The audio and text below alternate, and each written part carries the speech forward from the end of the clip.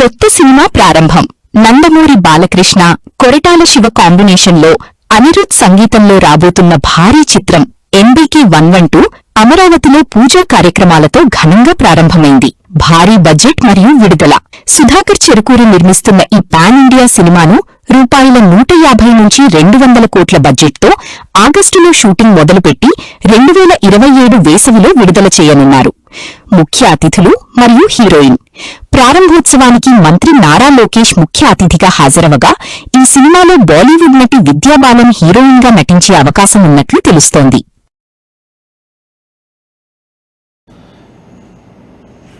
ఉమ్మడి ఆంధ్రప్రదేశ్ విభజించిన అనంతరం ఆంధ్రప్రదేశ్లో కూడా సినిమా రంగాన్ని అభివృద్ధి చేయాలనే ఒక బలమైన ఆకాంక్ష అయితే అక్కడ ఆంధ్రప్రదేశ్ ప్రభుత్వంలో నెలకొంది.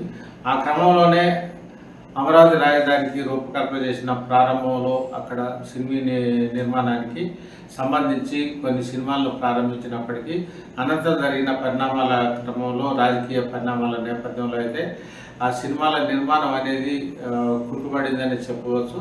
దాదాపు చాలా రోజుల తర్వాత అక్కడ ఒక గ్యాప్ తర్వాత మాత్రం అమరావతిలో తాజాగా అగ్రశ్రేణి హీరో నందమూరి బాలకృష్ణకు చెందిన 111వ సినిమాకైతే శ్రీకారం చుట్టడం జరిగింది. దీన్ని ఒక అధిరథ మహారథుల సమక్షంలో ఒక పండుగ వాతావరణంలో నిర్వహించడం అయితే జరిగింది. ఈ సినిమాకు సంబంధించి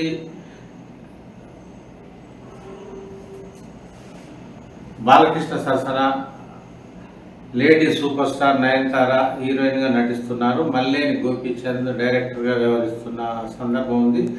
అఖండ 2 సినిమా బ్లాక్ బస్టర్ అయిన అనంతరం కూడా తాజాగా ఈ సినిమాపై కూడా భారీ అంచనాలు నెలకొన్న క్రమంలోనే వృద్ధి సినిమాస్ బ్యానర్పై ఈ బాలకృష్ణ సినిమాను నిర్మించడం జరుగుతుంది. ప్రొడ్యూసర్గా వెంకట సతీష్ కిలారు వ్యవహరిస్తున్నారు.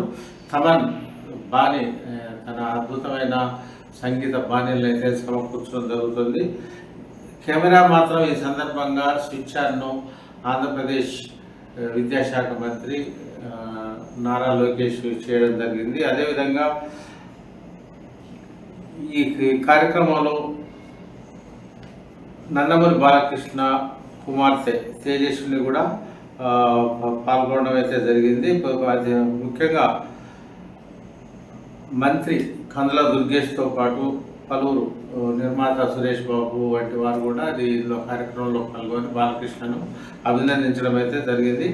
ప్రత్యేకించి ఈ సినిమా తీస్తున్న నేపథ్యంలోనే అమరావతి కేంద్రంగా ముఖ్యంగా ఆంధ్రప్రదేశ్లో సినీ రంగాన్ని అభివృద్ధి చేసేందుకు తాము కట్టుబడి ఉన్నామని కూడా బాలకృష్ణ ఈ సందర్భంగా తెలియజేశారు. అదేవిధంగా మంత్రి నారా లోకేష్ కూడా ఈ సందర్భాన్ని పురస్కరించుకొని మాట్లాడుతూ తన మామయ్య బాలకృష్ణ సినిమా అమరావతిలో శ్రీకారం చుట్టడం అనేది గర్వకారణంగా ఉందని కూడా చెప్పారు. ముఖ్యంగా అమరావతి రాజధానితో పాటు ఆంధ్రప్రదేశ్లో సినీ రంగ అభివృద్ధికి మాత్రం నందమూరి బాలకృష్ణ గారి నేతృత్వంలో సినీ రంగాన్ని మరింతగా అభివృద్ధి చేసేందుకు కార్యాచరణ రూపొందిస్తామని కూడా మంత్రి నారా లోకేష్ అయితే ప్రకటించడం జరిగింది. ఇప్పటికే నందమూరి బాలకృష్ణ అమరావతి రాజధానిలో హైదరాబాద్ తరహాలోనే తన తల్లి స్మృత్యర్థమైతే నందమూరి బసవతారకమ్మ క్యాన్సర్ ఆసుపత్రిని అయితే నిర్మిస్తున్నారు. ఈ క్రమంలోనే నందమూరి బాలకృష్ణ మరొక సినిమాకి తన 111వ సినిమాకు అక్కడి నుంచే శ్రీకారం చుట్టడం అనేది ఒక విశేషంగా కూడా సినీ అభిమానులు ముఖ్యంగా ఆంధ్రప్రదేశ్ వాసులు కూడా చెప్తున్నారు. ఈ నేపథ్యంలోనే మరొక సినిమాకు 112వ సినిమాకు నందమూరి బాలకృష్ణ సైన్ చేయడం అయితే జరిగింది.